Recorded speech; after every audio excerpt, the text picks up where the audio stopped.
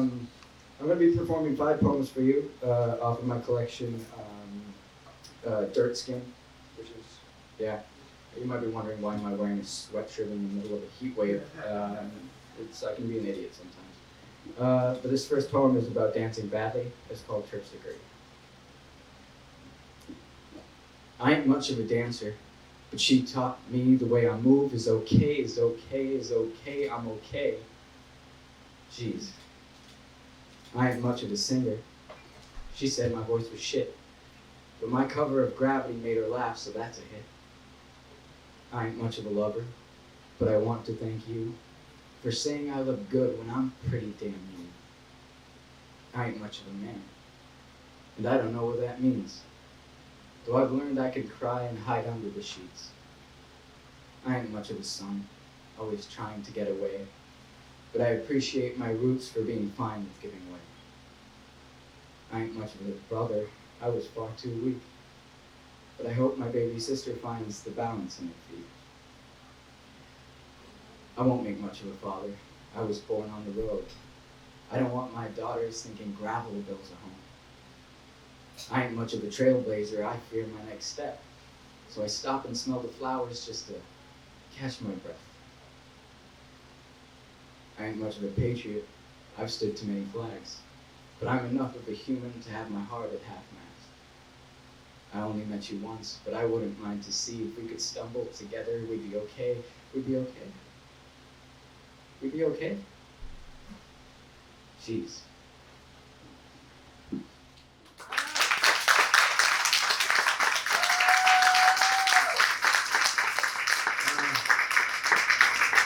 Fun fact about dancing badly. Anyone seen Coldplay's lead singer dance to Viva La Vida? That's what I used to do in the bathroom all the time. I thought it was cool. I genuinely did.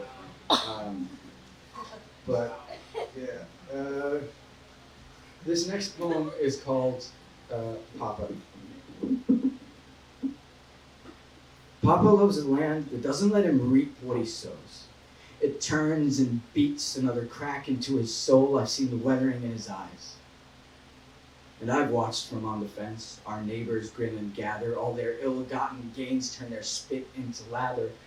Papa stays an honest man, despite the heat and toil, while the others smug, high on spirits, polish off their spoils. Then settle down in their veranda as heirs conditioned without grace, complain that the land will never change. The soil is corrupted down to the bedrock, but they've never been rocked out of bed to tend to it at all. And I may have been small, but I never saw them, not once, crack their backs after sunset from a day spent slump. Papa stays a working man. He tries to keep us healthy. I know it chews him up inside, he eats more to hush his belly. As they carve into their beef at night and carve their days out of saffron, self-proclaimed pundits telling other they're the mad ones, Papa, why don't you leave? How do you turn the other cheek? And all they've got from ear to ear is holy shit stuck in their teeth. Papa, I'm trying really to survive the beard of mass, but they shower in the cries of the land that they have, then peel off the dead skin and sit before a screen saying, "Hi, hi," at each reported scream. Papa, what's the point? I'm failing to see. I love none and no land loves me. Why do you defend that which makes you bleed? Papa, I don't love the land the way that you do. Partly because of the way it treats you. Tell me, Papa, how do you stay you? And how can I be like that?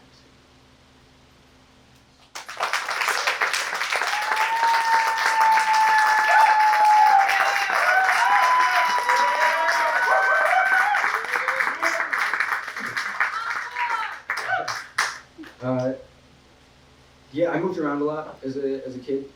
4 countries, I think 8 houses, 8 cities now. I don't really have an explanation or an introduction for this next poem, but it's called Midas.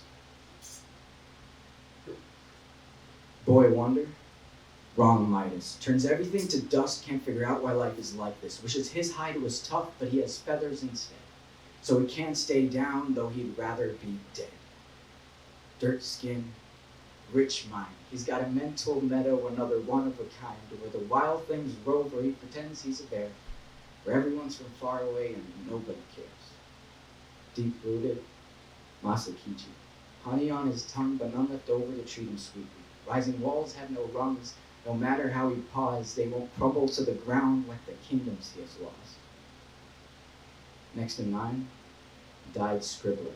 Pictures his own epitaph like a time fiddler. Good riddance to the riff-raffs and rabble-rousing statesmen who put the poet there with their locked and loaded statements.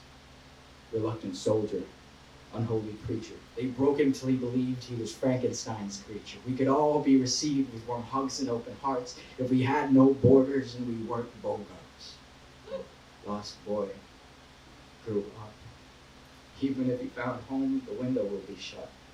So it's back to this foxhole, fight or flight, it's all in vain. He was never a believer, but he prays he'll stay sane.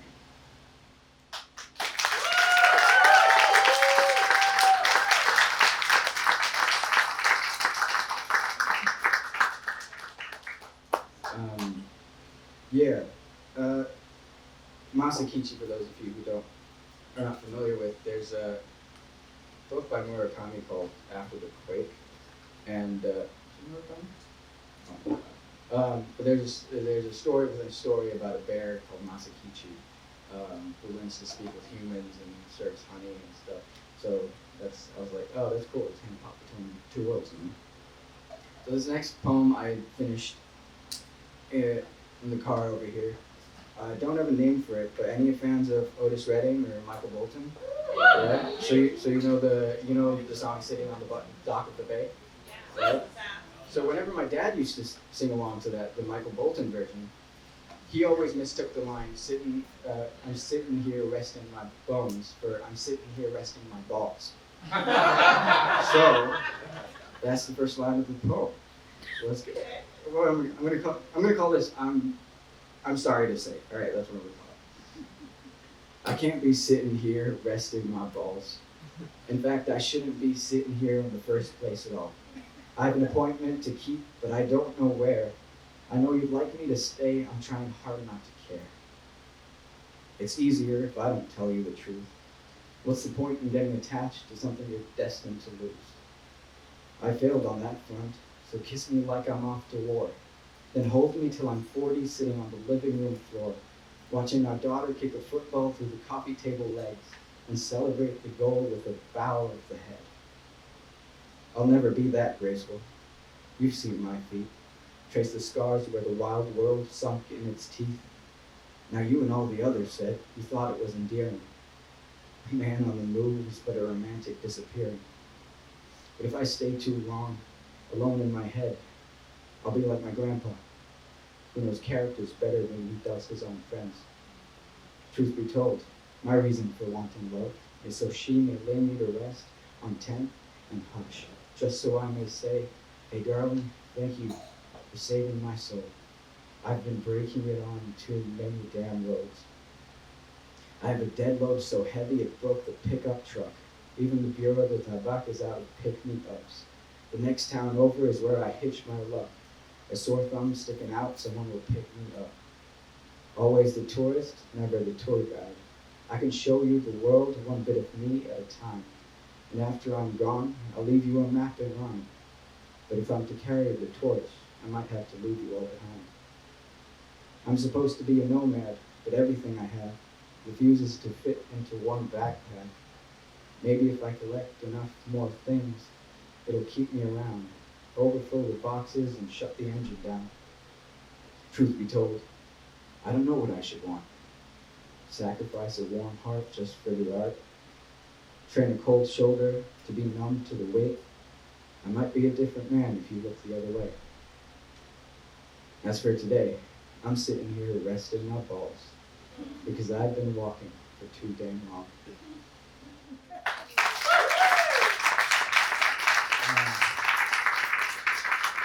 I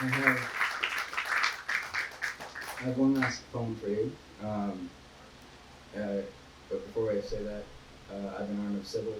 You can find me on Instagram and Twitter at Arnav Sibal, ARNAVSIBAL. Thank you again to The Inspired Word and Mike Geffner and Alphone. This is like, doesn't this remind you of like Peaky Blinders kind of? Yeah. I see it, man. Right. This one's called Sandman. I met him in the Midland, some time before the dustman came. Slumped in a plastic chair on the corner of a crosswalk. I tried to pass him by, but he called out my name. He cried, "Dirtskin, why are you wandering this far from your bed?" Before I could reply, he let forth a burst of laughter. "I kid, of course. You prayed. I answered." I studied this midnight creature. He wasn't what I'd imagined. A man in a tan sweater, one eye blackened, scruffy beard, white Nikes that were clean as a whistle. He held ice in a hanky and was smoking a cigarette that fizzled. "You like it? It's down," he said, pulling at his top. "Come have a seat. I might teach you how to shop. Wearing all black like you're some slick sleuth, well, the only thing I spy is an uncouth youth." It must have been my blank look that made him chortle. The sound raged through my head, a mad sea upon a mortal. He shook till he coughed on a nicotine drag. "Oh, Dirtskin, lighten up," he rasped. I turned to leave, but he grabbed my shoulder. His coarse fingers dug through my sleeves. The routine's not over. I caught my breath. He sat down. "I've got a card trick just for you." He sounded so proud. He threw away the ice and handed me a pair. A jack of hearts, a jack of clubs, and a four of hearts. "Make a choice, if you dare." His black eye twinkled. "And tear the other one apart, like you're so good at doing." Was he God or an old friend? I had no way of knowing. I made my choice and did as I was told. The bits turned to dust, a gust of wind left me cold. "Now," he grinned, "tear up your card too." When all was left was nothing, I wiped my hands through. "How'd you get that black eye?" "Oh, a scuffle with destiny. She said I refused to see what was right there in front of me." Without further explanation, he rolled up his sleeves to show me his hands that looked shaped from debris. The lines ran like ditches, the knuckles were craggy, his palms were eroding, and his nails were jagged. One snap, one flick, the two cards appeared. He rolled them up. His smile was a sneer. "Give me your light." One flick, one breath. Into the night through the stench of death. Shoulders relaxed, he rose up to go. I frowned and blocked his path. "Yes, so? Which one was mine?" He patted my face. "Who the fuck cares?" So that he walked away. I watched him disappear. I shrugged in disbelief. Before realizing he took my life, the goddamn thief. Thank you.